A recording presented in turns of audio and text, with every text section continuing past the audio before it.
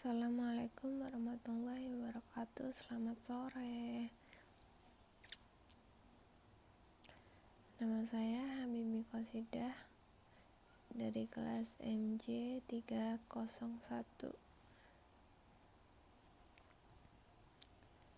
Mata kuliah Manajemen Keuangan 1. Menjelaskan tentang analisis rasio keuangan 2020-2021. 1. Likuiditas. Rasio saat ini sama dengan aset link dibagi kewajiban saat ini. Rasio cepat aset lan dikurang persediaan dibagi kewajiban saat ini. 2. Profitabilitas. Margin ukuran bersih. Margin keuntungan bersih.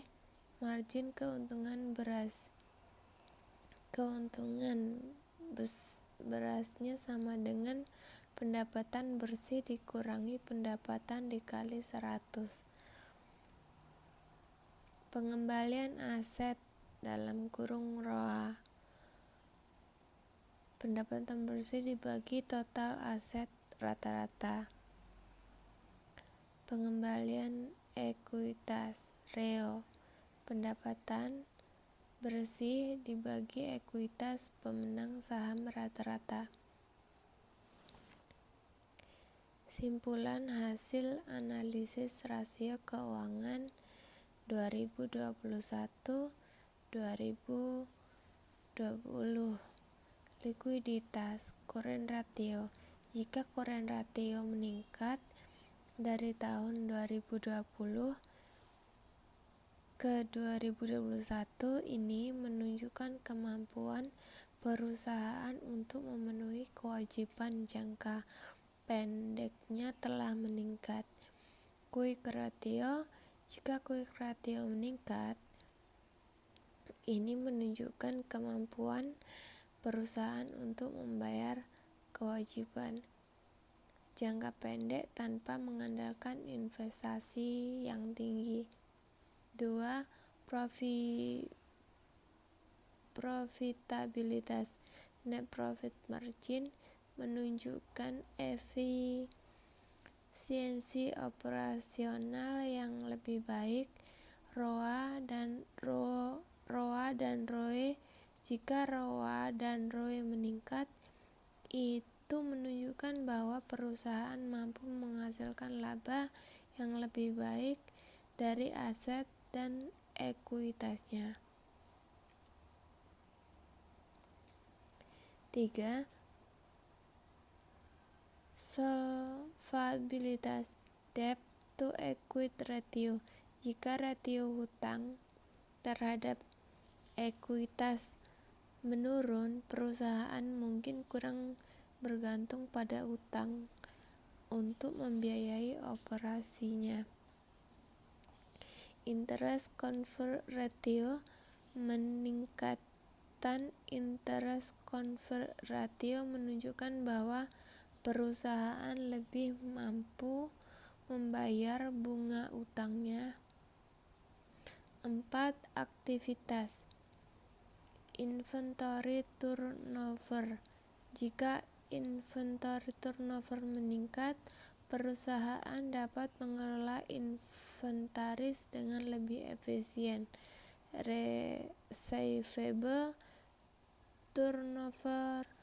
Meningkatkan receivable turnover menunjukkan bahwa perusahaan dapat mengumpulkan piutang dengan lebih cepat. Saran dan rekomendasi. Identifikasi faktor-faktor yang mungkin mempengaruhi perusahaan dalam rasio keuangan. Jika terdapat tren negatif, perhatikan area yang perlu perbaikan seperti manajemen persediaan atau pengelolaan piutang. Perhatikan faktor eksternal seperti kondisi pasar atau perubahan regulasi yang dapat mempengaruhi kinerja keuangan. Neraca, laporan laba rugi, dan laporan arus kas. Laporan keuangan perusahaan EBC neraca as Desember 31, 2021, aset jumlah kas 500 juta, piutang 700 juta, inventaris 300 juta, total aset 1.500.000.000 juta. Liabilitas jumlah Rp, hutang jangka pendek 200 juta. Hutang jangka panjang 400 juta. Total liabilitas 600 juta. Ekuitas modal 800 juta.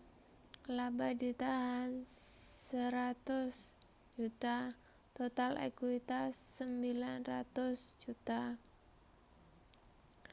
Laporan laba rugi for the year ending Desember 31, 2021.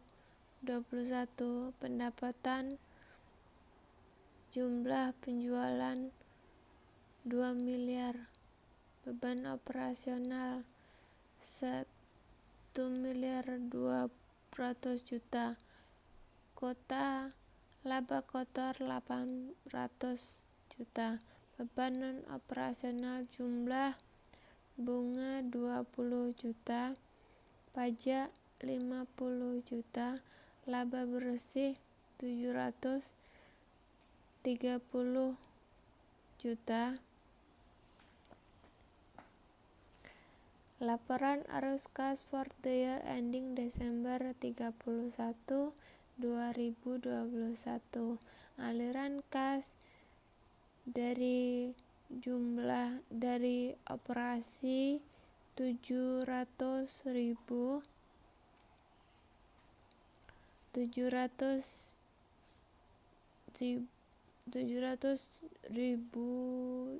juta. Dari investasi 100 juta.